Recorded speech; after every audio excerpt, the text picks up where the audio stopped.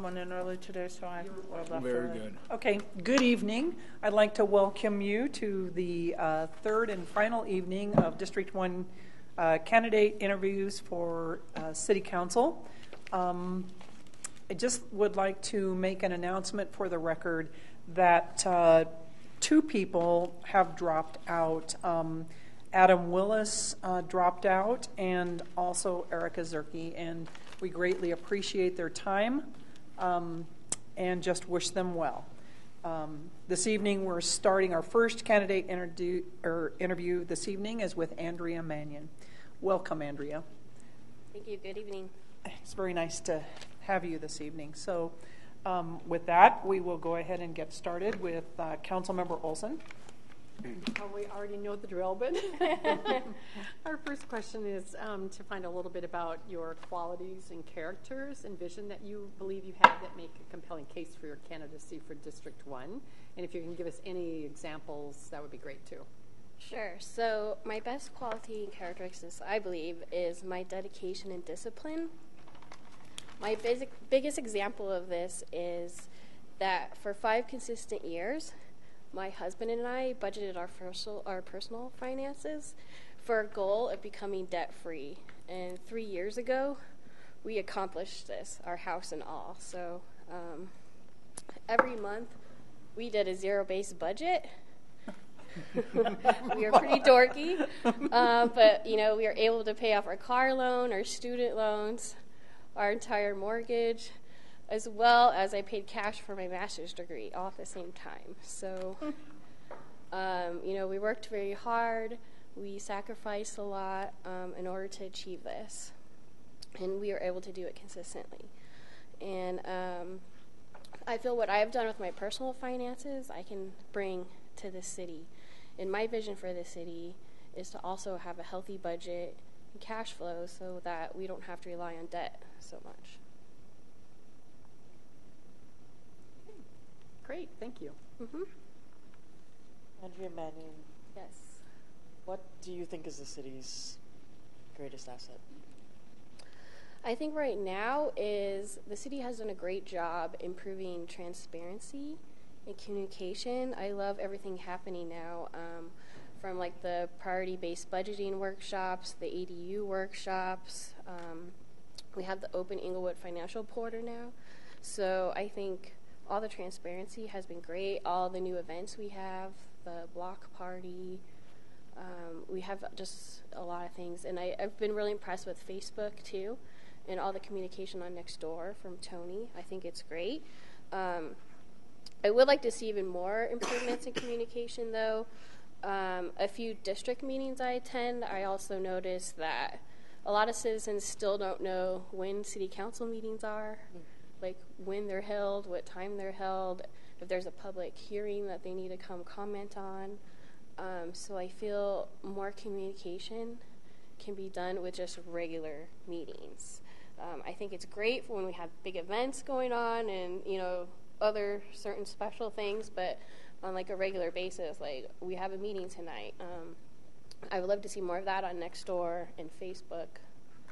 And also, I think we could utilize more streaming abilities. I know Inglewood has a growing younger population, and I think the meetings should be streamed more on YouTube as well. And I believe don't quote me on this, but at one of the meetings, I know you have a new IT contract with a streaming service, and I believe you might be able to utilize YouTube in that way. And so maybe we could reach out to more younger population because that's more of a platform that they're more familiar with. And sometimes you just have to reach out a little more because not everyone knows to go look on the city website for these kinds of things. And like I've learned, mentoring high school students is that even high school students, they hate to check their emails or text. And I've learned I had to get Snapchat to communicate with them. So I think it's just a matter of learning how to reach out in different ways. Well, you've answered all 3 components of my question, so thank you. Oh, good. Okay, my question is, give us an example of a time when you had to work on a team to accomplish a goal and there were vastly different views of that goal or how to get there. Tell us what you did, what was accomplished, and what you learned. Sure. So a good example of this is my work on ACE.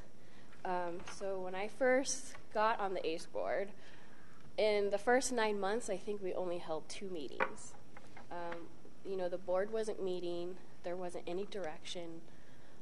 And when an opportunity came up for, when our chair left and no one else volunteered, I went ahead and volunteered for the position, even though I'd only been to 2 meetings before. And so it was very difficult in the beginning because, we went so long that the other members, they weren't as passionate enough. They weren't coming to meetings. We couldn't get a quorum. So, I just sat down. I thought, what can we do with this board?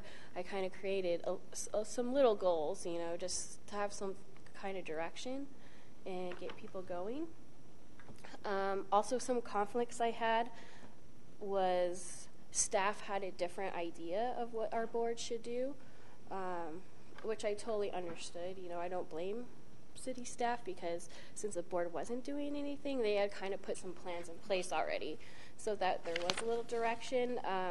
I did not agree with the direction that they were going with, so I did reach out to city staff, and we've met over coffee like 3 or 4 different times just because I think it's important to communicate. I let them know my goals for the board and what I wanted to do, and I just kind of expressed my concerns with the goals that they were intending for, and we just all got on the same page.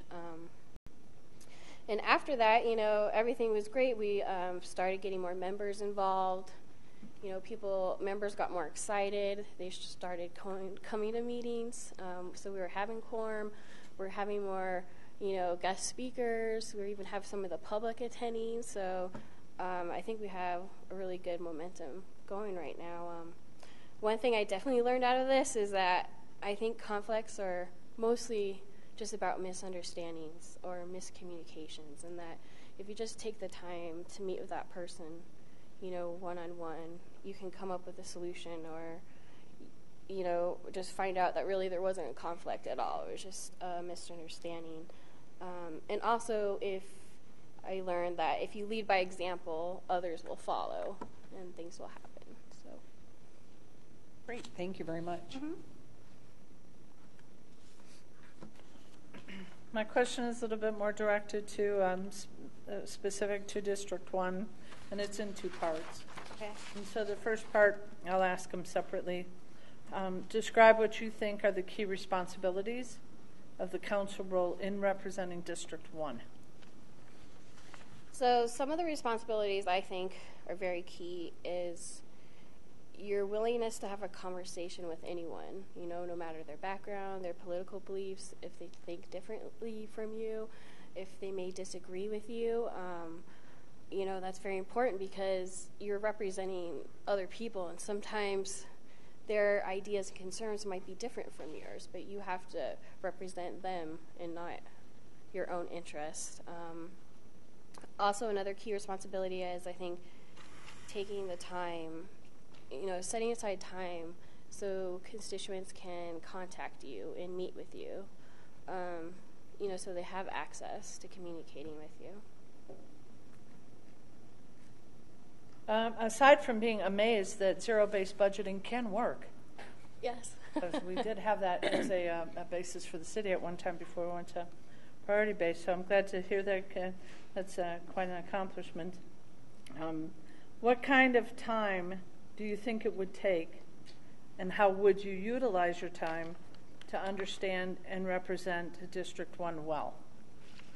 So I do understand it is a very big time commitment. It can almost be, another full-time job because not only do you have to attend meetings, but there's city events, there's, setting time to meet with constituents, there's staying involved in the community and reaching out. So, it's not just meetings and preparing for meetings and doing reading. It's also, getting out and talking to everyone and supporting the city and supporting everyone. So it's a lot of time, I know. and how to go utilize ahead. my time. So I would hold monthly district meetings. Also, if I saw there's very large concerns or issues that a lot of people in my district were having, I would hold a separate town hall, something larger, perhaps. Thank you very much. Mm-hmm. Ms. Manning, pardon me. Thank you for volunteering to take on this role, and thank you for the application. The question I present is, there are many issues that challenge the city at this point in time. Creating a sustainable budget, infrastructure needs that outpace city revenues, rising housing costs, homelessness, drugs, and other common urban crime, maintaining quality of life with increased population, and development, to name a few. What two issues are you most concerned about, and what ideas do you have for addressing those? And if you have issues that are outside of those that I described, please go ahead and Sure. describe those. So the number one issue to me is the budget. I believe we need to be saving more for the future. And, not just finding areas to cut costs, but also revenue solutions. So one of our biggest revenues is sales tax, and I think we're missing out on an opportunity on the Amazon or internet tax that I think we need to be looking at. So when people purchase online, Inglewood is still getting some sales tax off of those purchases. Also, I believe we should look at maybe additional lodging taxes for Airbnb, especially if we're going to be having more ADUs. I think, Airbnbs may become more popular and used here. So I think that's another situation where we have an opportunity. I also think there's another opportunity with looking at the Broken Tee Golf Course. I know the concern is keeping it affordable, but also I think we could look at our costs, make sure we're not, just covering our costs, but also making a little more, but also staying under market so it can still be affordable for people. I also thought about implementing like a $5 business license fee for everyone doing business in Inglewood, not just for businesses who need a sales tax license or like a liquor license. And this way, this would help our analytics as well to find out, like people like me, I'm just a home service-based business that Inglewood wouldn't know about. And maybe I'm a little biased because I think ACE would really like this data as well, to know who else has other businesses in the city. So, also, I think we need more planning on the replacing of our assets. So when we purchase assets, I think we should already be planning its replacement. So when time comes for replacement, we have the funds necessary without taking appropriations or using bond debt to fund it. The second biggest issue to me is homelessness. I think our community definitely has more opportunities to gain resources to help this issue, and it is a growing issue, and I think it's going to continue to grow. And I think the city could definitely look into more county and state programs that are available, especially for health, maybe some job programs, housing, etc. And also, I think what we have in our community is great. I mean, we have some great churches already, doing things. We also have Cafe 180 that has a great program, where people can work for an hour or something to get a free meal kind of thing. So I think really it's just about engaging everyone and getting together and find out all the resources that are available that we can help. I think Inglewood can come up with a compassionate solution that other cities could look at and duplicate, because I think it's going to continue to be a problem, not just for our city, but other cities as well. Excellent. Thank you. Mm-hmm. Thank you for your service on ACE, and thank you for applying Sure. for the District 1 position. My question is two parts. What would you say are three of your greatest strengths, and provide examples of those? Sure. So some of my strengths are I'm very good at time management and prioritizing. I received both of my degrees, both my undergrad and my graduate degree, while working full-time. So, I worked 8-9 hours a day, and then I went to school 4 hours in the evening at night, and also had to, stay on top of my job duties and homework. And I still graduated summa cum laude even with all this going on. So another strength is I'm not afraid to ask questions or ask for help. With my business, I prepare tax returns, and so it's my job to ask all the right questions so I get all the information I need, in order to help my clients. And it is just me and my business, so there's a lot of areas in tax that I may not be an expert in, like trust and estate, or if someone needs a will. So, I like to network and find lots of other experts. So if I have a client that, needs something that I can't provide because I'm not an expert in, then I know someone, I can go recommend them to help them out there. I think another one of my strengths is I'm very detail-oriented. Obviously, I work with a lot of numbers all day long. I have to stay up with tax laws all the time, constantly changing.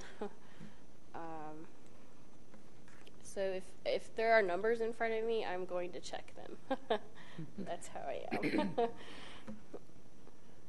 Great. And then the second part of the question is, what would you say are 2 areas of growth for you personally, and how would being on council contribute to that growth? Sure. So one area of growth for me is public speaking. It's always an area I'm trying to improve, my presentation style, how I speak to the public. Being on ACE has helped me with this, speaking more at meetings, and of course being chair, I have to run the meetings now. I've also tried to, speak at city council meetings, so that has helped me speak a little more. And so being on council would definitely give me a lot of opportunities and practice to improve my public speaking. A second area of growth is that I'm always learning new things, and being on council would definitely give me a great opportunity to learn and understand more about city resources I maybe haven't been familiar with in the past, like water and sewer operations, all the fun science behind biogas. I mean, there's a lot of fun stuff you get to learn that most people don't, so I would look forward to that. Great, thank you. Mm-hmm. Does anyone have any follow-up questions that they want to do right now? Okay, Councilmember Bernstein. I have 2 of them. One of them is we can only appoint one time. We don't appoint you for the rest of your life. We only get to do this once. Whoever takes this position, it only lasts until the next municipal election. How do you feel about that? And are you prepared, or would you think that you would want to go ahead and run for this position when it has to come up? Which I think it normally would have been 19 anyway. Yeah. So, but would you be running for the position?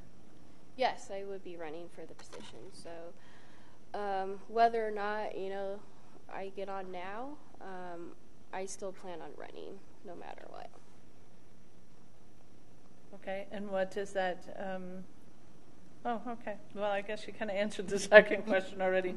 Then I'll go ahead and ask the other question that I normally do is if you have, can give us some examples of times that you were very passionate about something, either for or against something, whatever, and some issue that you were either really passionately for or really passionately against, and you changed your mind, and what that process looked like, and how that happened for you. Sure. So I'm thinking actually just recently happened is with the ADUs. So I attended the ADU workshop. I went around, read all the information about it. I took the survey, and I was really passionate about it. I was like, yes, Inglewood should do this. This is great. Like, why would no one like this? I didn't understand. I marked yes on everything on the survey, and I was totally, passionate about it. And then I started talking to more people. After that, I think a lot of citizens were talking about it. and I started talking with other people with different ideas about it, and their concerns with some of the rules, specifically the one where you have to live 9 months out of the year. It started making me think differently, because someone asked, well, how is that enforceable? Like, is someone from the city going to go around, knock on doors, hey, have you lived here for 9 months? And that made me think about it differently, and because, you know, the issue is, well, what if developers buy up all these properties? You know, how can anyone really enforce that? And so that made me start thinking differently about ADU. So right now, you know, I'm kind of like, I think I'm still for it, but I think it has to be done correctly, or maybe look at different rules for it. Thank you. Yeah. Appreciate it. Someone else? I have a question. Okay. What do you feel is unique about District 1 in comparison to the other districts in Sure. Englewood? So I know District 1 has a huge part of the business district in it, you know, especially off of Broadway right here. And also I think there's a lot more pedestrian traffic in District 1 because of this. So I think District 1 has, you know, you really have to balance between the business district and the residential as well, because they're very big two components of it. Mm-hmm. I know I have some. Okay. So, congratulations on being debt-free. Oh, thank you. Yes. Very few people are in that point. But tell me a little bit more about that. Sure. How do you feel about debt in general? Do you think it's a bad thing? What is it about debt that you're concerned about? I think it depends on the situation, whether it's bad or good. Just for us personally, you know, we just didn't want it. We wanted to be able to have more freedom. Obviously, you know, being debt-free gave us more opportunity. It's how we started our own businesses. You know, it's how we started getting more involved, because we have our own schedules. You know, we don't have as much pressure, you know, to pay our bills every month. You know, it's a little more freer, I think. I understand that not everyone can be in that situation, and that debt is... I think I was thinking more about the city, in terms of the city, Oh, too. okay. So what about debt for the city do you think is this good or bad, or what's your sense of that? Well, I think it's... I don't like putting a bunch of debt on the taxpayers with big bond issues. That's what I don't like. I think there's ways that the city can prepare and save to pay for things, rather than issuing bonds that, you know, to burden taxpayers for 20 to 30 years. And there's always more every single year, you know. There's always school bonds, there's more property tax bonds on all these different districts. So I think it's getting, you know, to be too much. And I think it's probably one of the reasons why, you know, affordable housing is hard to come by now. Not only the property values, but the taxes. You know, people can't pay all the taxes as well. So what would be your solution to that? How do you not have debt in a city? Where would you find the money at that level, do you think? It's Hope just... you have a silver bullet. I don't know. I don't think there's one silver bullet. I'm really, truly interested. Yeah, you know, it's hard. You have to go through and make tough decisions on, you know, what needs to be cut, what needs to be cleaned up. You know, there's always areas, you know, when we were doing ours, there's always something to find that you can cut out or reduce. And there's also more solutions to find more income. You know, I think that was the biggest thing we learned personally, is when you take some things away from yourself, then you find creative solutions. You find other ways to fill those gaps. So I don't think I can tell you one big silver bullet right now, but yeah. I think there are ways. And I'm being facetious, because I don't think there is one, because we would have found it by now. But if there's some little ones that you think, that's helpful. But I think until 2000, the city was debt-free. So, yeah, so it's obviously possible for a city to be debt-free, too. There are many cities who, run out of finish their debt and they don't take out more. So, yeah. Thank you. Okay, someone else? I do have others too, so go ahead. Oh, do you want to? No, keep going. No, go Okay. ahead. He's got a great question. Okay, I go got to ahead. figure this one out. Andrea, you get the seat, and you are the District 1 representative, and an issue arises in which you're just hearing overwhelmingly from your District 1 constituents that they are opposed to it, let's say. And you've had town halls, and you've answered all the emails, calls, a lot of feedback with the neighbors, and you're pretty set on it. You are for this issue. The neighborhood is overwhelmingly opposed to it. And it's time to vote. You're up on the dais. What do you do that evening? I represent the district, so I would be opposed to it no matter how I feel. I think that's my job as a council member, is to represent the district and the majority of what they think. And to me, it's not about yourself or what I think. It's about what they want. Thank you. Mm-hmm. Councilmember Martinez. You mentioned business license fees, additional business license fees. Or are you thinking that's more for home-based businesses, or can you just kind of expand on that a little bit more? Sure. So that would be for, like anyone doing business. So if you are doing business in the city of Inglewood, no matter what that is, just to have a $5 business license. I think Centennial might have something similar where if you're doing any kind of business, you have to have it. So, that would include home-based businesses and businesses other than just collecting sales tax, basically. Did that answer okay? Kind of, yeah. Okay.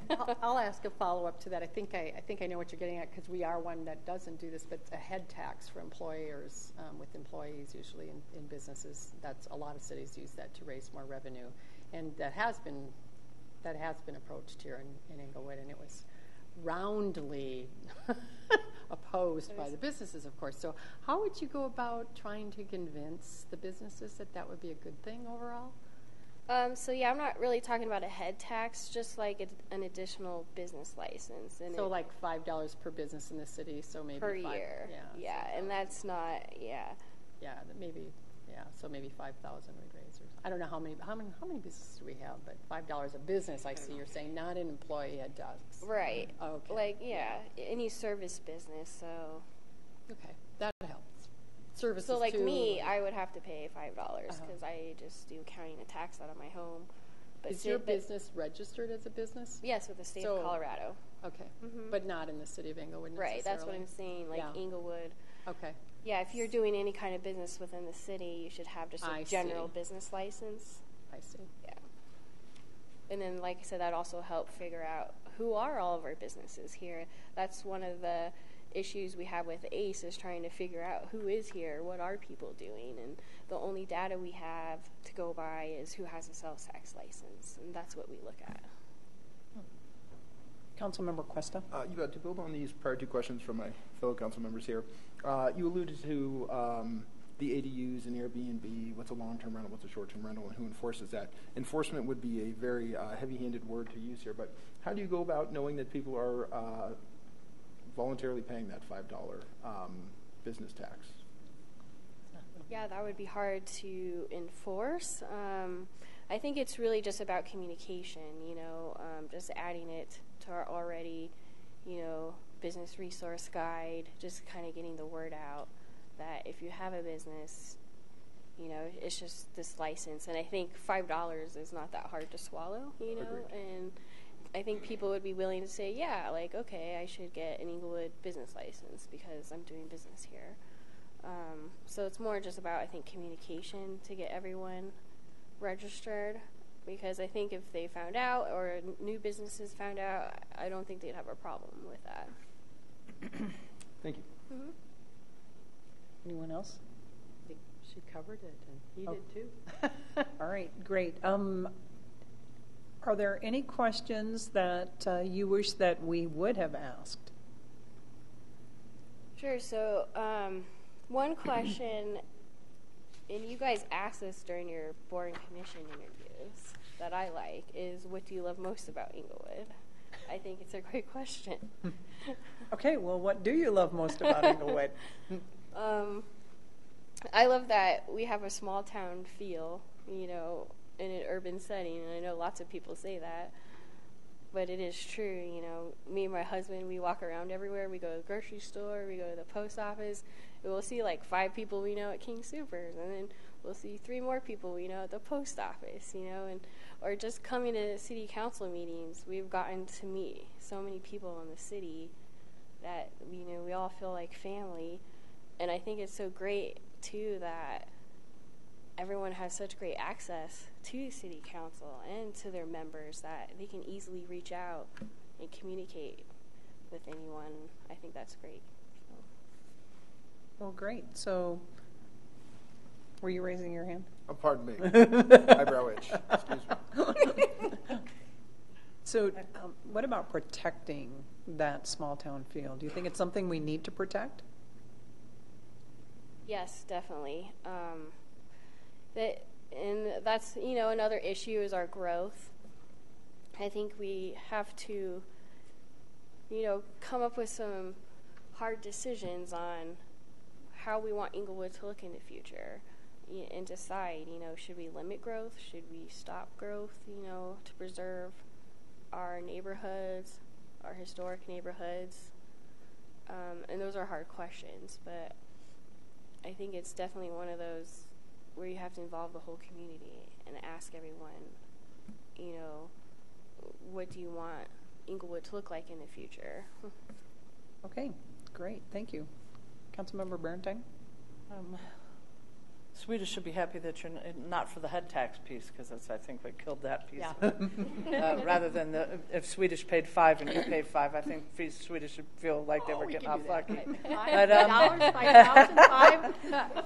But it was the head tax that, yeah, when you've got huge employers like that. So Yeah, that's good catch on that one. Yeah, not head tax. They were starting, I think somebody had asked a question before for you to give some kind of information on why you think you should be chosen for this position, and I think that's a good question. We have time for it, so I thought we might ask that to give you a little opportunity to do your. Oh, it's the first question. She did answer some of it. So. Oh, I'm sorry. Oh, it's okay. I can answer more. So I think I'd be great because I'm already involved. I've been attending city council meetings for the past 2 years already. I know, you know, a lot of the issues going on, and I'm very involved with ACE. I go around and talk to a lot of business owners within District 1 already. So I feel like it wouldn't be too much of a transition for me, as in getting to know issues and what's going on. And I'd be very comfortable with reaching out and talking to people in my district, because I already kind of do that with ACE. I'll go one Councilmember more. Cuesta. There was a question that actually a candidate posed the other night, and it was, what is an item that is not on your resume that you're very proud of? That's not on my resume. That's a good question. I think, so I have most of my volunteer work.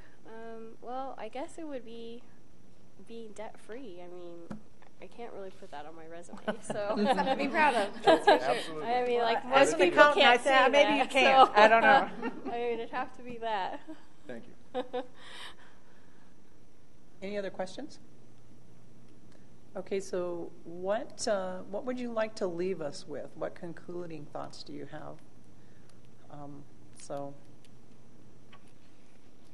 Well, I'm very dedicated and passionate about Inglewood. I think you guys have heard me over and over. I'm very concerned about the budget, so but I think I can bring a lot of my skills to help with the budget.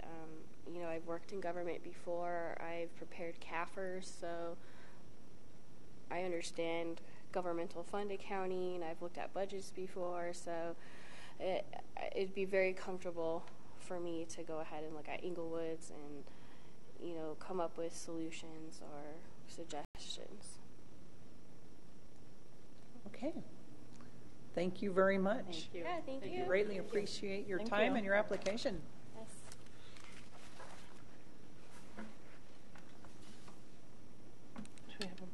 So we can take a break.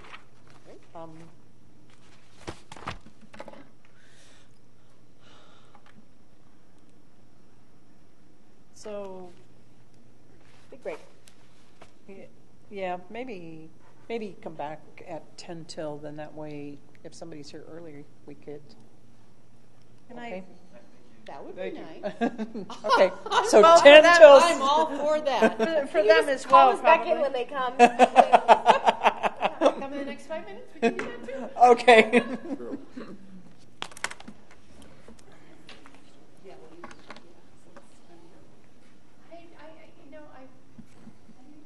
Do you have it? Your laptop? No, I got it figured out. Oh, did you? What happened? Well, the biggest thing was, Let's see, I have the first one here. Ryan, Adam did you Willis talk to him about when he and was Erica Zerke. system there? Do you know what this If you want this one. I have to look at it first. Like, I never I have actually read it until now. another one. Do we Yeah, I have another one. Okay. Oh, you have that. I've just never All right, thank you so much for attending. read it. Yeah, really. All right, that's great. it was just showing me the agenda, and I didn't see the video. So how soon after the live stream is it available? It's usually the next day between 10 and noon. It's the clerk's office that puts See, it now on. that was the other problem. Yeah, it's just, When I got home, I wanted to, because I left, I wanted to watch the first interviews on the 9th, and I couldn't get it. I'm sure I couldn't. yeah, you can't post it until the live stream's done, and then we don't usually post it until the next week. Okay. So, Once I got that figured out, then Question, didn't this one interview on the first night? No, she gave her some speech, but she withdrew. She was the one that kind of went blank for a second, and she was really cute. She had her hair in a bun. Yeah, Adam. And he interviewed the first night. He withdrew. He withdrew. Withdrew the day of. I think he withdrew. Yeah, the day of the meet and greet, maybe in the morning before we had it. Yeah. Okay. Yeah. Exciting. Did you get my invitation? Talk. No, I think I sent it to you. I didn't. Oh, what's your email address? Stargaze. Baby. but it's pretty cool how you go back and yeah, see it all. oh yeah. We're amateur astronomers. Oh, cool. Stargaze. Stephanie's off tomorrow? I don't know. She had 53 hours in just through today. And I'm at 48. And then we still have next week. But now we're going to start alternating. At AOL.com. Okay. Okay, great. Thank you. Perfect. You type fast. I'm a very slow typer, very slow walker, very slow typer. Probably not bad. Well, my mother used to take us Girl Scout camping, like a lot. I grew up Girl Scout. And she always took us on these hikes up in the mountains. And she was always the last to arrive. And she said, I always make it. That's right. When I Looking make it, around I and mean, doing other things. yeah. I'm busy here. That's funny. That's funny. Oh, I took after my mother when it comes to walking. Yeah. All right. That's okay. That's okay. Okay. Very thank good. you. Oh, You're a director. I do that. I'm sometimes going, really? Right, of course. I was And they're coding everything. Because it'll land. At some point it'll come back. Right.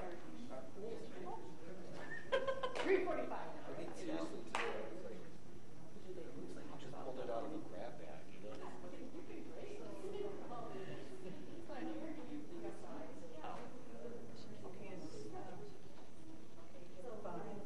Once Dave,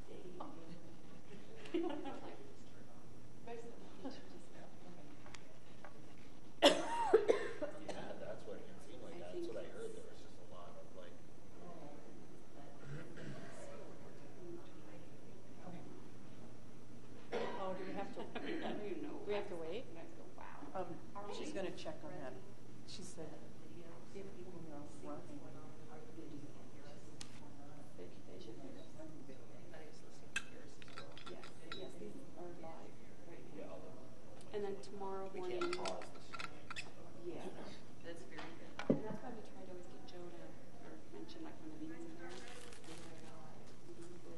Even on the breaks, we are. We're live now still. Yes. Everything you say can and will be held against you. I like you so much, Allison. Yes, we're always live. I mean, I guess these we could. Did you get a chance to tell them? I mean, No, I'm not wanting you to give it here, and you might want to start early, but we're posting to start at 7, so as long as we're running and people can see. Yeah. And then tomorrow when we upload it, it'll just go right through our break to them. So like your call. And I checked it. It's my stream.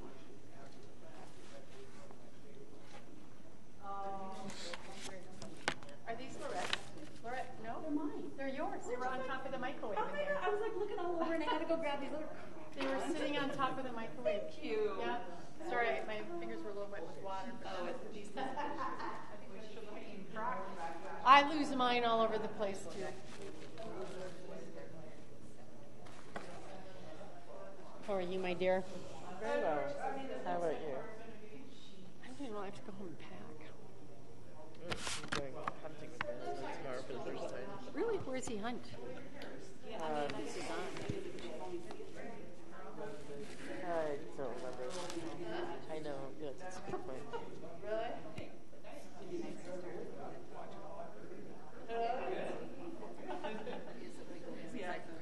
That's still pretty thick to carry around. I don't know. How come? Is there some kind of an agenda? I know. Why is the lawyer over here? Because we're talking about starting the next interview a little early, but I want to make sure we're not violating the meetings. Well, that's what I thought. That's Monday night.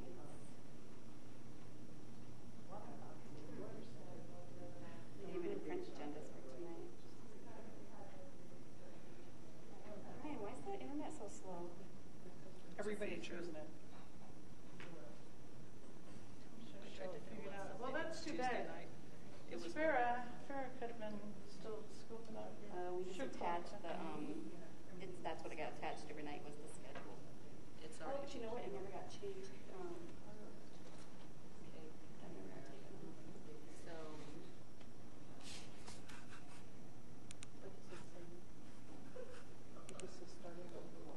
I know, but that doesn't matter. You can do an agenda change to the meeting. So doing this, you can change the agenda, and we just, but we can't even vote to change it.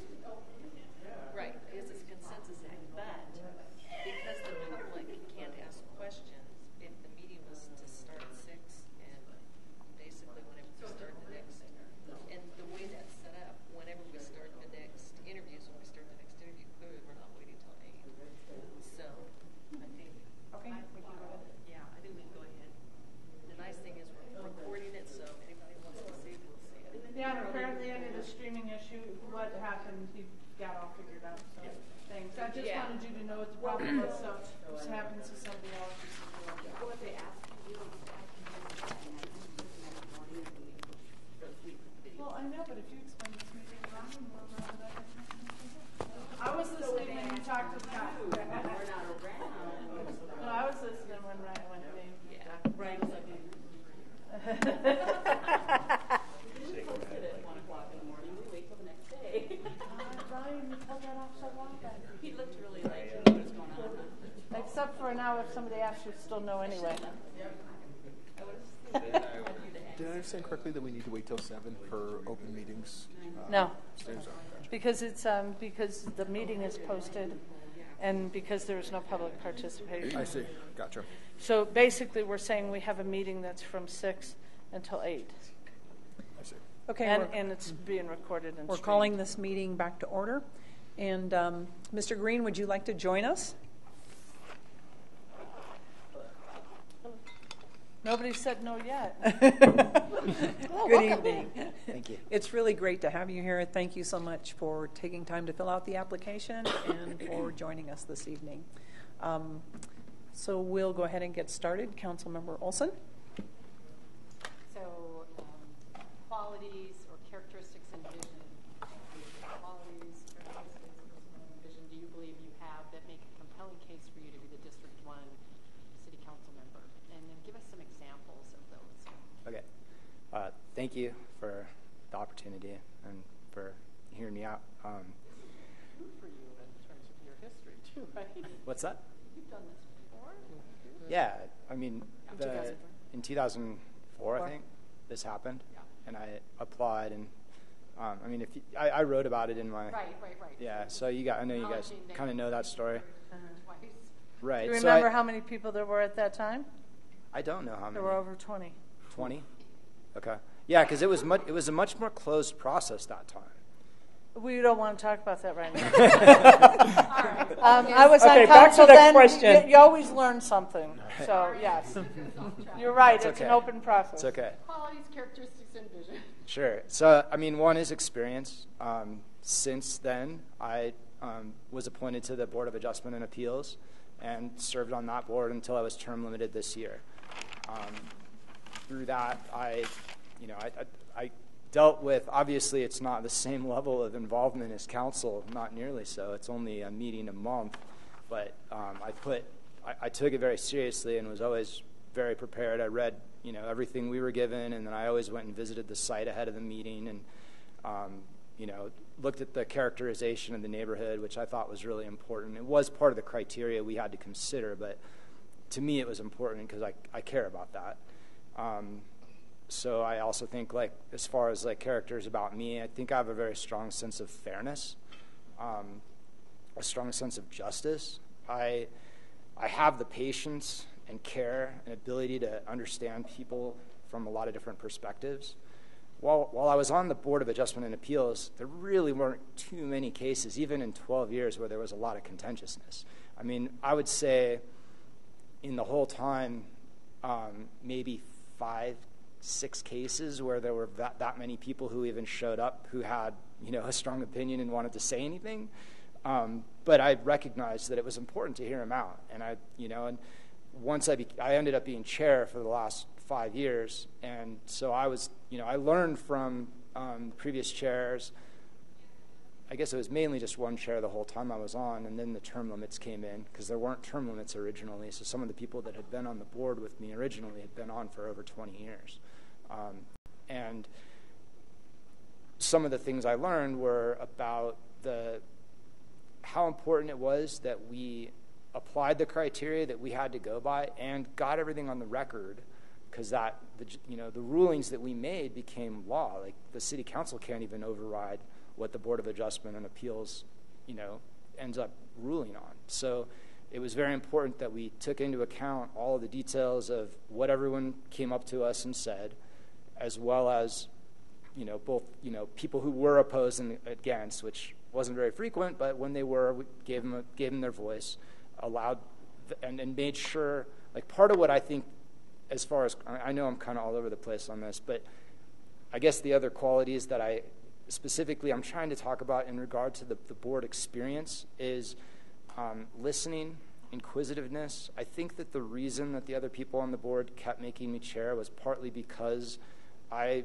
was really good at asking questions. So whenever something every case that came before us, I typically always had very quickly questions that were not included in the material that was presented to us, stuff that I would come up with. And that's partly being a software developer and being extremely detail-oriented and figuring out how to make systems work together and designing creative solutions. So I think those are, I could go into more about, I guess, as far as on my business experience side, I think creative problem solving is a huge part of my experience. One of the things that was really challenging in the way that we grew our business, we started our company with nothing and built it from nothing, and we did that by developing completely new systems for people who had an idea back in the internet bubble days. People who had money wanted to come up with a way to make more money from internet-related, opportunities, and they'd have an idea, and they found us, and we would figure out a way to actually turn their idea into something and build it. And part of what we did in building our business was come up with extremely creative ways of doing contracts where we own the intellectual property that people paid us to develop, and then we utilized it in future projects and kept building on top of that. So nowadays, companies pay us to build software that we own and they have a license to, which is very uncommon and a creative way of approaching things. So. And what vision do you have? Vision for the city. I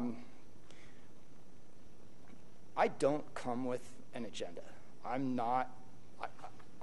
Where I stand and the reason I'm here is because I like participating in the community. I really enjoyed being on the Board of Adjustment and Appeals. I put great care and effort into being prepared for every meeting and caring about everything that everyone brought before us and giving them, listening and digging into it and making sure that the outcome of our vote and our discussion was the best possible. So I'm more looking at this as I want to serve. If you all think that I'm, the best candidate, if I'm not, then don't pick me. But I don't have some things you'll ask me about. I'll bring up ideas, but I don't have like strong specifics that I want to make happen. I like the direction overall that the city's been going in. I am concerned about characterization with all the development. I mean, those are things that are important to me because I really like the way Inglewood is. I also, I like all the development on Broadway. I like that the businesses are filling in. I like that it's not a strip mall city. I like that we have so many different unique businesses, and I would want to encourage that and keep going in that direction. What would you say is the city's biggest asset, what the city does well, where we might improve, and what goals might you set for yourself on council to tackle these improvements? As far as, one thing I think that's a new major improvement is I love the transparency. I love the openness. I think it's fantastic that everything is live broadcast and recorded, and I think that it's awesome that the full packets are available and that City Council reads. That's one of my favorite new things because it wasn't that way before. As far as assets of what the city is and why I like it so much, the location's fantastic. I like being able to get to downtown or DTC or the mountains quickly. Obviously, everyone knows that Inglewood's, water independence is an amazing asset.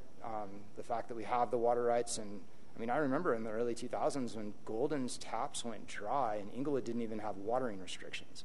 That's and that's only going to become more and more valuable, over time.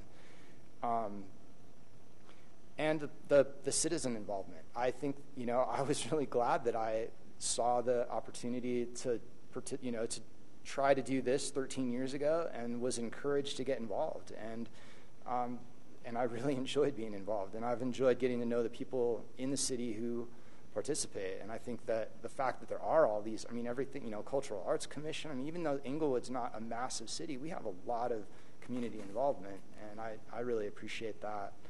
As far as improvement, I know that there's infrastructure needs that the budget is, difficult to deal with, but need to be dealt with, even the bridge over, on Dartmouth. And I know there's a lot of things that have to be dealt with.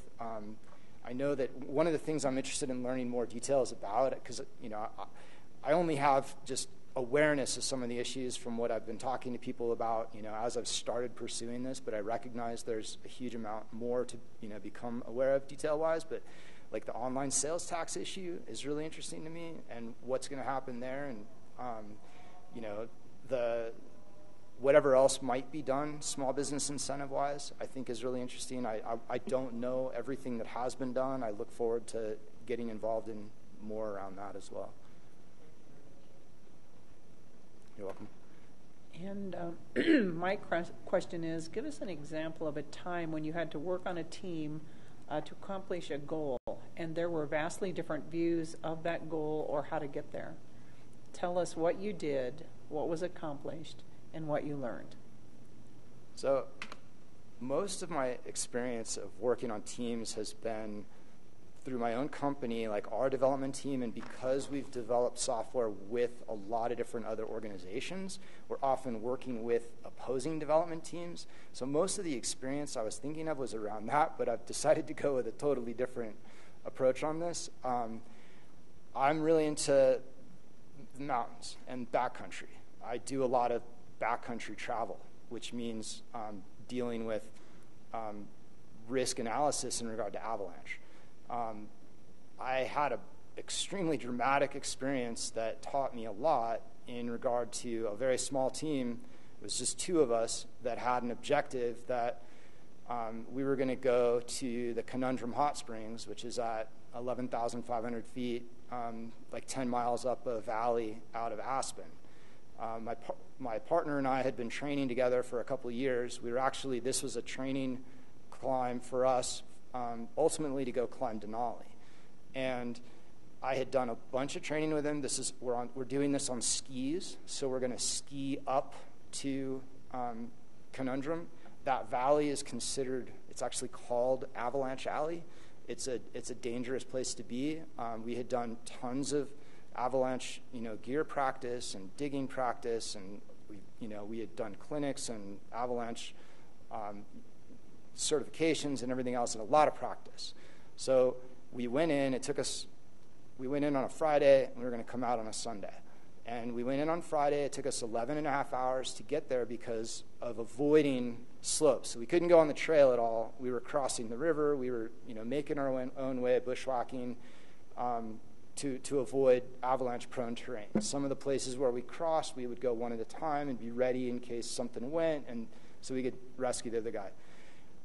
My plan was to get in there and spend Saturday hanging out at the hot springs because we're in the middle of nowhere. We're the only ones there. It actually blizzarded while we were in there, and I would have been happy. My partner wanted to gear up and then go try to climb the Cirque on Saturday. And I didn't think it was good conditions to try to do that. We were already, we'd crossed a lot of, dangerous terrain. I wasn't comfortable, but I compromised. I suited up. We went and climbed up above the hot spring to see what it was, to scout it out, to see if we could find something that we would both agree on to attempt. As we explored it, I didn't see anything that looked remotely safe. And this is when the conflict happened. This guy flipped out on me. He started cussing at me and calling me names and ridiculing me and trying to get me to go for this objective that he thought was safe. I knew it wasn't, and part of what what he was yelling at this point included saying that there are certain experiences in the mountains I'm willing to risk my life for. And I'm like, I'm already we've risked our lives to get here, and I'm dependent on you to get out safely. I mean, relatively safely, right? Because it's all risk and balancing that. And so what happened is he didn't back down. He decided he was going to go climb this thing. I wasn't going to do it. I got to where if he set it off, I would be safe and maybe able to help him. And he got halfway up it and realized it was totally unsafe and came back down, luckily without setting it off. And it changed our relationship. And we had fun the rest of the time we were there. We hung out in the hot springs. We had 3 inches of powder to ski out of, and we did on our way out see 2 places our path had been crossed by avalanche on our way out. So I'm not going back there in the winter, but what I didn't do after that was go with this guy anymore. I didn't do any more trips with him. I didn't go to Denali with him. The next year, he went on to climb Denali by himself, and they still haven't found his body. So this lesson to me was, even in extreme conflict, I'm glad I held my ground, and risk analysis is such a critical thing. And for me, what I've done since then has been way more careful about matching risk with partners and having hard discussions with people I'm going to spend time in the backcountry with. There's actually a book that I haven't read yet. I just found out about it, but it's written by a guy named Ty Gagney. He was a police chief in New Hampshire and then learned a bunch about how insurance worked, and now he's the CEO of a public-private government insurance agency, and he wrote a book about risk analysis based on a woman who ended up dying in the mountains, and it's all about the decisions made along the way. And so that's my example is talking about risk analysis. All right, great. Thank you. You're welcome. It's interesting. I'm not trying to follow that.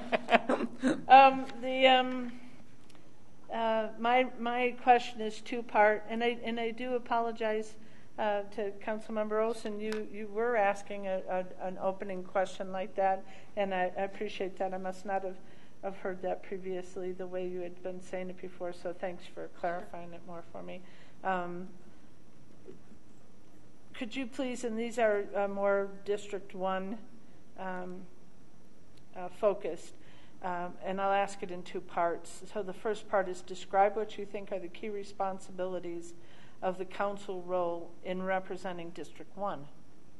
Well, I mean, first, I guess I'll address like just being a council person. I recognize that there's a huge amount of time involved.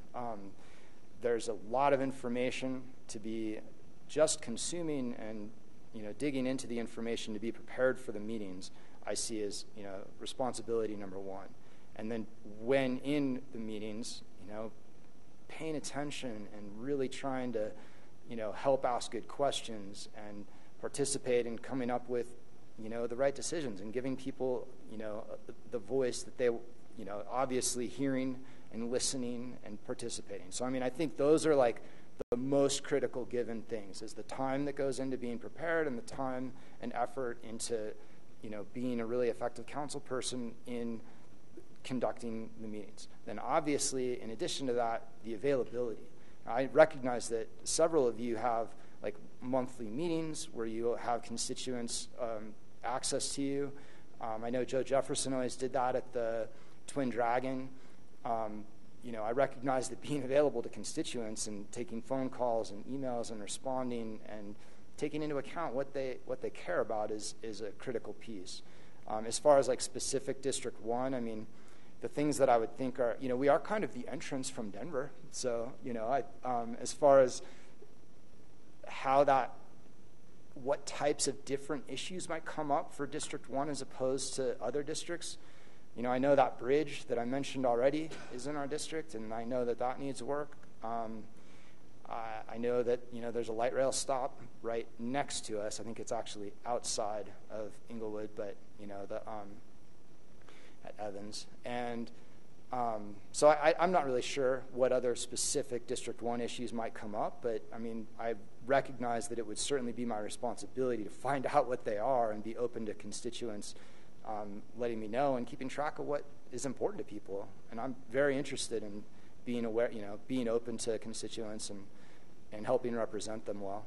I think you kind of touched a little bit on the second question as well in your answer to the first part, but maybe you'd like to expand on it. So what kind of time do you think it would take, and how would you utilize your time to understand and represent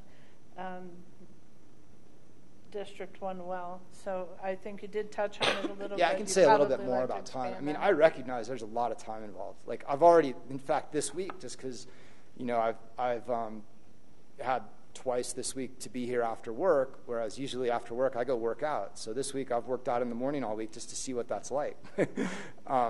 And so I recognize my schedule is going to change some. I recognize that in the evenings I'm going to need to be putting time into responding to constituents. I mean, one thing that's nice, I'm a lot more seasoned than I was when I originally applied for this. I've been on the Board of Adjustment and Appeals for 12 years. I've had another 13 years running the company that I run. And we've developed ourselves to the point where I have a bit more freedom of time. And, back when I originally had tried to do this, I think that it would have been more of a stretch by far for me time-wise, because we were a younger organization, my company, and I worked all the time, building us up. But we're at a point now where I have a lot more flexibility, and I look forward to participating in the community at a more time involved way. Thank you. Mr. Green, thank you for the time that you've put with the city so far, and I credit you as well for giving this another shot. And a very dramatic story, too, with the mountaineering tale. Very good. The question I have for you, there are many issues that challenge the city at this point in time: creating a sustainable budget, infrastructure needs that outpace city revenues, rising housing costs, homelessness, drugs, and other common urban crime, maintaining quality of life with increased population, and development, to name a few. What two issues are you most concerned about, and what ideas do you have for addressing those? And if you have issues that are outside of those I've described, please address those. Sure. I mean, since pretty much addressing any issue requires funding, I think the sustainable budget has to kind of stand above everything. Because if you don't have the means to fund solving a problem, then, it's just talk. So I think, and I'm not well versed in all of the issues of the current budget, but I would, if I were to be appointed, I would be digging into that and seeing, what ideas I can come up with to help it. So I think the budget, as far as like the budget being the most important of the things you've listed, without specific concrete ideas yet, but I look forward to, digging into that, becoming aware of what's the issues for the constituents, participating with council and city staff and constituents to come up with solutions for that. As far as like what the other things that I think are important, I think housing, both in general, because I know housing in the area has just gotten so expensive. So both realistic housing. I have friends my age who've been priced out of the area and are leaving, and that's near and dear to me. One of the ideas that I came up with, and thinking about what ideas. So one of the things that came up to us multiple times in the Board of Adjustment and Appeals, there's a newer building code requirement in parts of the city where certain new development in certain areas requires like retail space on the bottom, and I get like what that's going for, a more walkable neighborhood, a more kind of friendly retail fronting space, but I've seen multiple projects come in front of us where the developer's trying to remove that requirement so they can build more housing that in an area that's currently not realistically very walkable as it is. And so, I think that looking at that and possibly considering changing those requirements, maybe instead of retail, it could be like almost like a section of park or some other beneficial use of the property that's not necessarily retail. But there's areas where it doesn't make sense necessarily to force retail, and it's preventing use of undeveloped or places that could be better developed for actual housing. And I know that in regard to housing, another aspect that the city really does need to deal with, because I've heard about it in print and from people I've talked to, is like the aging population and having more options for people to. This kind of falls under both housing and services. I know there's a lot of demand for services to help people as they age be able to stay in their own homes longer, and I'm interested in that. I think that's really good. And then also just the actual housing for people to move into out of private separate homes that take more effort and money to maintain. Very good. Thank you. You're welcome. Thank you for your service on Board of Adjustment and Appeals, and thanks for applying again and being here with us. My question's two parts. You kind of touched on part one of these, but I'm going to ask again anyway. What would you say are three of your greatest strengths, and can you provide some examples of those? Sure. I thought a lot about this. I think probably my greatest strength with best examples is perseverance. When people ask me about like programming, the thing that I say is the most important, character trait to be a programmer is will, because what is it? You have to be smart as well, but you also need to be able to constantly face new problems and just never stop solving problems. Because as soon as you solve the next problem, there's a next problem, and that's all I've done for now we're in our 22nd year with our company is. Every day, it's just solving problems, both to survive as a small company through 2 recessions and the actual technical designing, developing, building, maintaining, supporting complex systems that interact between all sorts of different businesses. So perseverance, I think that's one of my biggest strengths. And then attention to detail, thoroughness, and then creative problem solving, which it's some of the same examples, but I mean a couple other examples would be I'm good at being presented with a whole new subject matter. So being a software developer, for one thing, technology changes. So we're constantly having to like learn new ways of dealing with the new environment. It's always adapting.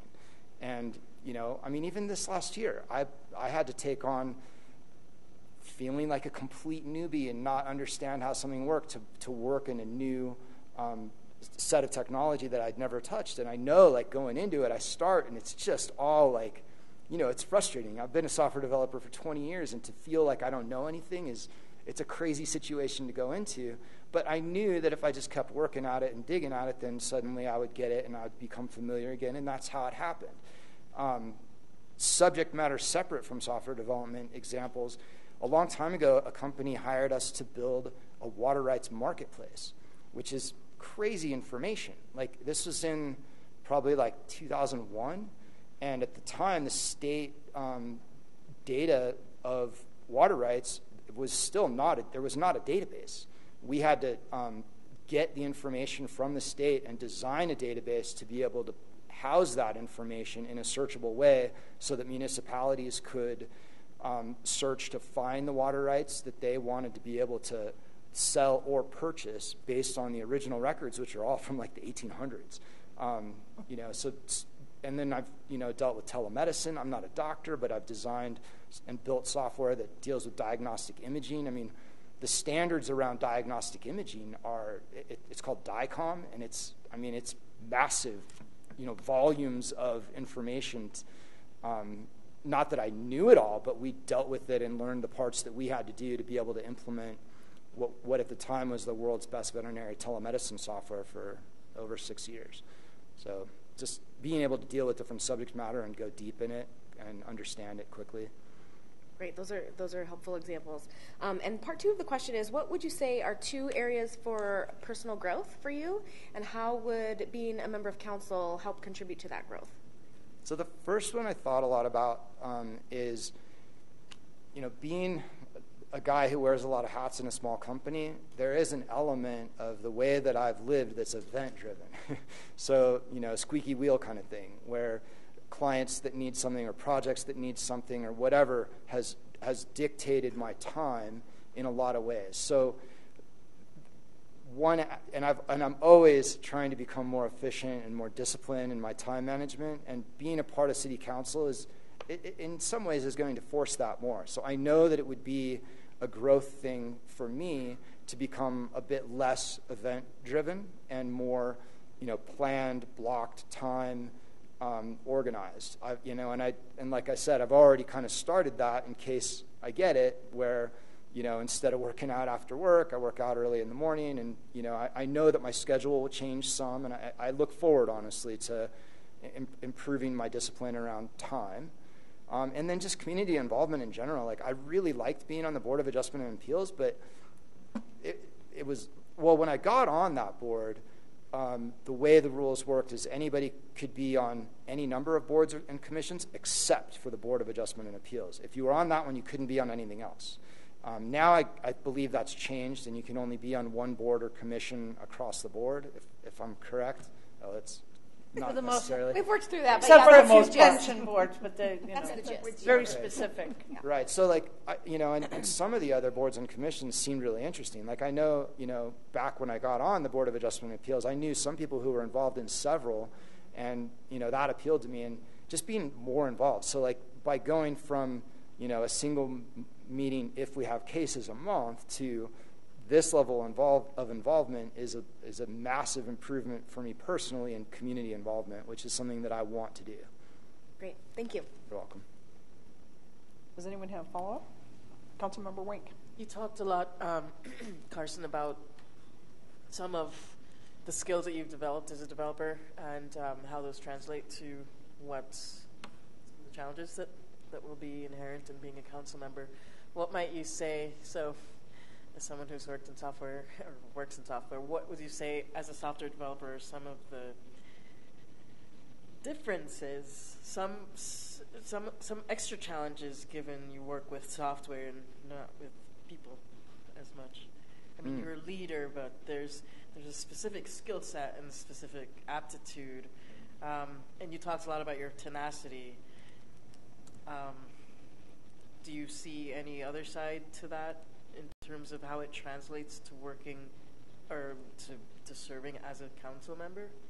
Well, yeah, absolutely. Because what we've done, I mean, it's not like I only deal with computers, especially being the president and main salesperson, and one of our primary designers in working and designing projects with all sorts of different companies. So we're dealing with developers and engineers and account managers and all sorts of different people from all sorts of different companies. I mean, our entire career. And I manage developers, which if you've been in software development, there's some, you deal with some interesting characters. I've had to deal with some really odd human resources issues, like when a guy, like I've had to deal with someone who smells, and other developers complaining about that, and that's a very complicated thing. You have to be, you don't want to hurt someone's feelings, but you have to deal with it. And I've had some really, I've certainly dealt with people extensively throughout my career as well. And I think that, dealing with situations like that is representative of my ability to, understand different perspectives and hear people and deal with all sorts of different things that come up in the way that people, because obviously dealing with people's thoughts and cares is way different than like making things work in software, right? There's not like going to be a specific, solved, done, it works. It's going to be balancing and making decisions, taking into account everything everyone cares about, and then, trying to, collaborate to come up with the best decision and outcome. So, thanks, Carson. Sure. Councilmember Olson. Please lead, but I certainly I'll jump in here. One after. I'm going to follow up on this one then a little bit. Your opening example from Conundrum is really, it's very poignant and tells a lot about you and your values. And I've hiked up there. I can't even imagine. In the summer, obviously. In the summer, I just can't even imagine doing what you did. Don't go there midwinter. I don't worry about me. Would not be there. Mostly because I am risk adverse for that kind of thing.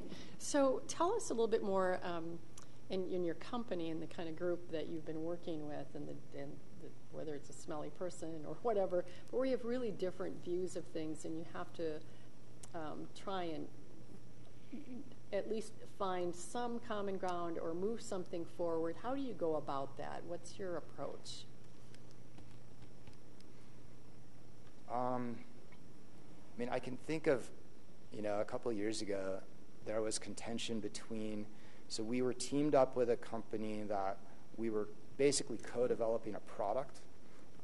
We have a platform we've developed, and they wanted to utilize our capabilities in a new product in their space. So they had some patents around certain, like I don't want to say what it is or talk about the company, they had patents around some technology that they wanted to surface using a platform we developed. So they had their own development team, and then we're a development team. And contention happened between what the direction that those guys wanted to go with certain aspects of what we're going to build and what we knew was better based on our perspective, obviously. But, we had to work it out.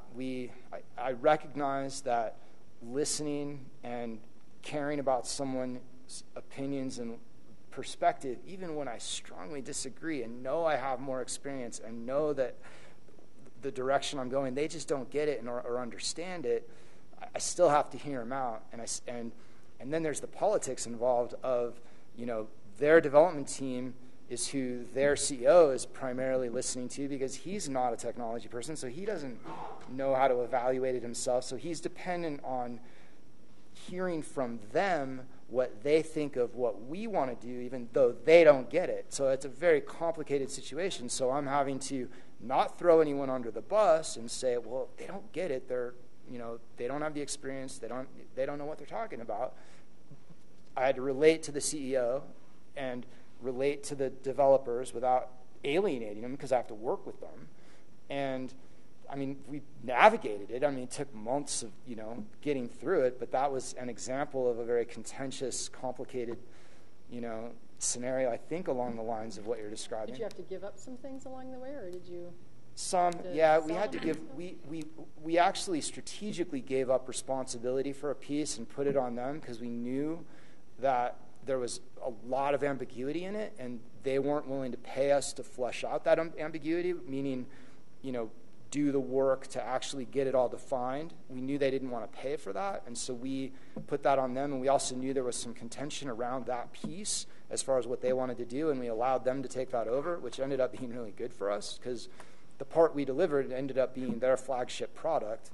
And honestly, the parts that were problems were the parts that their team made, and they just kept giving us more and more responsibility over time, and we ended up making it work. Thank you. I may have just played into Councilmember Cuesta's question. I don't know. I'm going to go a little bit off my normal beaten path here. You mentioned in the beginning characterization and how you like the current characterization of Inglewood. Can you expand on what that means to you and then how you would go about preserving it? Sure. I mean, just like real specific to where I live. So I'm right on the north end. I'm a block south of Yale. On my front door faces Amherst, but my neighbors are all on Grant. And the next block over in Denver, almost every property has been scraped and turned into the duplex or triplex, like 3-story boxes, which, I mean, it's probably maximal use for the lot, but there's only a couple of them that are very interesting looking. And my block of Inglewood doesn't allow that. The zoning doesn't, but below, across the alley, it does. And so now that's happening in Inglewood. There's a whole bunch of scrapes already on the block below me, and that's exactly what they're doing. Those same style, 3-story duplexes that go for like $700,000 a half when they sell them. And I mean, it's a pretty big characterization change. I mean, what they're doing is obviously within the building code, because I don't believe any. I mean, I didn't give any variances for any of that. I've been off the board for a year, or almost not quite a year. I was term limited in January. So I think they're doing it within the code, but I do care about the characterization. I mean, I understand, like, modern families, need more space. It makes sense that a lot of the 1-car garages in Inglewood, families are going to want 2-car garages nowadays, right? But that was something that I took into account because it was part of our official criteria that we had to consider for variances. Was characterization of the neighborhood. So whenever I went and looked at a property that was coming up as a case, I would look at, if they're trying to put a big, a taller fence in front of their house, right? That's going to change the character. That's what I mean by characterization in the neighborhood. I mean, sometimes it makes sense because their front door faces, not the main street, and their property is triangle, right? And it makes sense. They want a backyard too, right? So sometimes it makes sense, sometimes it doesn't, and that's what I meant by that. Very good. Thank you. Sure. Councilmember Barentine. You've had a long stretch between doing this, but both times that you've been interested have been when you could be appointed, and so this is a very pointed question more for you than it was for the previous people. So I'm going to add a little piece to this. One, if you were appointed, would you run for the position? Because we don't appoint a second time. You only get appointed once, and then the position comes up for its election at its normal time. And I'll ask that first. Sure. And then, I think it should go together. And then why, in this 12-year long stretch, did you not make a decision to run for council? Sure. Well, I mean, honestly, I've been pretty happy with my District 1 representative and Joe Jefferson. I think he did a great job, and I know that this was his... Or at large. I mean, there were other positions. Yeah. Oh, okay. Yeah. But I was also happy serving on the Board of Adjustment and Appeals. Oh, okay. I did enjoy that job, and I knew that I ultimately was going to be term limited before I became interested in potentially running. Mm-hmm. But I have kind of had the plan to run when Joe got out. That was what I was thinking.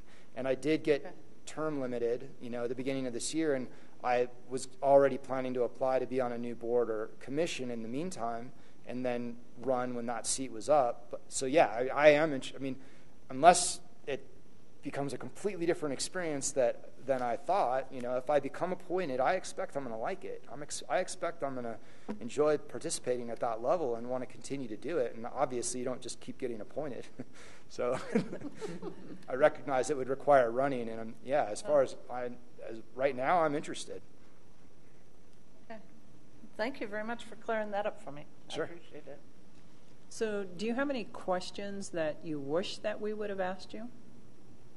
I didn't come up with any other than why am I applying? And I've kind of covered a lot of what I thought of in regard to that. Well, I would kind of like to hear your answer to that specifically. Sure. It's because I want to be involved more. It's because I really like Inglewood, and I really enjoy being on the Board of Adjustment and Appeals, and I want to take it the next step. I want to put, I think I've developed a unique skill set by being a mix of a small business person and developing, a small company, dealing with complexities of intellectual property contracts and coming up with creative ways to do that, actually being a technical person who designs and builds software, and being someone who can dig into the details of, a variety of different subjects and not become an expert, but become well-versed quickly. And I care about where I live, and I care about being involved, and I just want to offer, I know that somebody needs to be appointed for this, and so I'm willing to put myself out there and say that if you pick me, I'll take it real serious as a responsibility and do my absolute best to, for the city's, the constituents of the city. Thank you. I mean, you greatly can appreciate finish the rest of it. I didn't mean to interrupt what you were saying. So I greatly appreciate that. Do you have any concluding thoughts? Hang on just a second. How much time do we have left? 5 minutes. 5 minutes? Okay. In that case, I'm not going to ask my question yet. Is there any other questions? Okay, then I will. Do you have any concluding thoughts for us? And I just want to say, I was very impressed by your story, and I can see a lot of ways that applies, the ability to stand alone. And so thank you for that. But so what concluding thoughts would you like to leave us with? Just that I like the city. I want to be involved. I'll take it serious and do a good job if I'm picked, and if not, please don't make me wait 6 months to get onto a board or commission. Okay. I wish I had kept more in touch with you over the last 12 years. You kind of hid away in that board, but yeah, very good. Thank you Glad so you much for your applied. Thank time you. and your application. And Thank you. Thank you. all right. All right. Thank you. Have a good night. Thank you. Appreciate your time. A bit early. Appreciate it. Appreciate your time as well. Yes. Have a great I weekend. know you guys have been really busy this week. Yes, and thank you for being I here started working out in early. the morning too this week, so Yeah. I'm on the same page. I might actually shift to that totally. Have a good evening. Thank you. Thank you. Yes. Thank you. Just in concluding, I don't know if there's anything. We will. One thing I would like to do on Monday, and we'll talk, or Tuesday, I mean, we'll talk about the process on Tuesday before we get started. But we have had a great group of candidates, and so I think it is going to be a little bit difficult. But hopefully, we will. I want to focus on the strengths of the candidates. So originally we talked about coming with a top tier of each of ours. Is that what we're thinking of doing again, or do you want us to just rate them and come with it, or?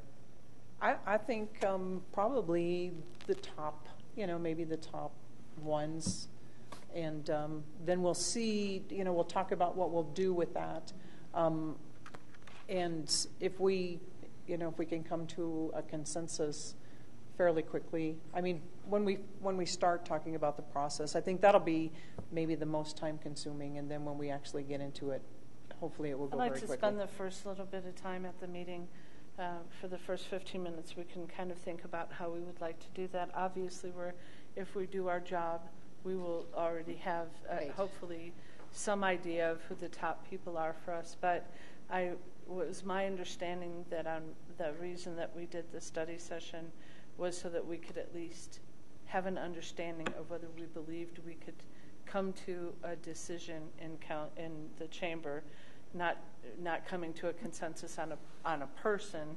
In study session, we can't do that, but at least having an understanding that we believe that we have some people that we think are going to we're going to be able to make a decision, or we were going to decide that maybe if we're all over the place and not really kind of gelling yet, that we were going to make a decision to take more time. So I think that's kind of where it's at. So if we could just think about it and spend the first 15 minutes deciding. That was my understanding too. I think what I was wondering is what do we want to bring from each of us to help make that happen? In what format? Is there a way to do that that expedites our time together? But I agree with you. I think format and process we could probably go ahead and share with the Mayor Pro Tem maybe between now and then, but I'd really like a little more time to think about it because I'm just overwhelmed by how awesome all of the candidates have been, and I really want to go back to Councilmember Cuesta's point about making sure that I'm not just in the moment of this evening, but I'm also in the moment of last evening and the first evening, and remembering and going through my notes so that I don't have too much of that. So if we could kind of process things on what we'd like to see this happen for Tuesday, we could spend the first few minutes discussing that. Because I'm fried, I'm just fried. I mean, I am too. I just can't. I don't think I can think well enough to try and do that piece right now. I will come. We all have the weekend. I'm going to look through everything, recalibrate some of my comments, even as I think more about some. And so I will bring this grid with not only numbers but qualitative pieces for each. That's what I'll bring to the game on that night. And it's not going to be the same as what I have right now because I'm brain dead too. and I don't want. I absolutely love the tools that have been brought forward by the different council people, and we all have, as Amy pointed out with the strength finders, we all have a different way that we assess things and kind of put it together, and that's what makes it very unique when we bring it all together. So it's a good tool, but the way that I think basically we're all bringing the same thing, whatever you're titling it, on Tuesday as well. So I'm sure some people's will have numbers attached to them. Mine may not, but Amy already knew that because of the strength finders thing. Yeah, and I want to also thank Councilmember Wink for putting that together. Yes. That really helped me as we worked through this. Think about the individual candidates and the individual questions and responses to each one. So for me, that's been really helpful. So thank you so much for putting that together because it's going to help me think through it. And I'm going to definitely spend more time on it this weekend as well and reorganize my thoughts. And I may go back and watch some clips of the other ones that maybe I missed or want to review again. So I'm glad that we have the opportunity to do that. So thanks for putting that together. I think that's a great idea. And I also want to thank you, too, because when I was just thinking about some of these things, it just kind of put a different perspective on that also. And I think it will help me, even though I may not fill out the chart, it will help in the way I'm evaluating. So I greatly appreciate that. You're very welcome. And thank you, Councilmember Olson, for the questions, because that did save us time that night, and it's been really good. So I want to thank all of you. So have a great weekend. We'll be together on Tuesday and at 5 o'clock. 5 o'clock. My students love you. They get out early? Cancel the class? I can't. I got to get something done that night. 45 minutes with them. All right. Have a great What weekend. time does your class Thank usually you. start? This meeting is adjourned.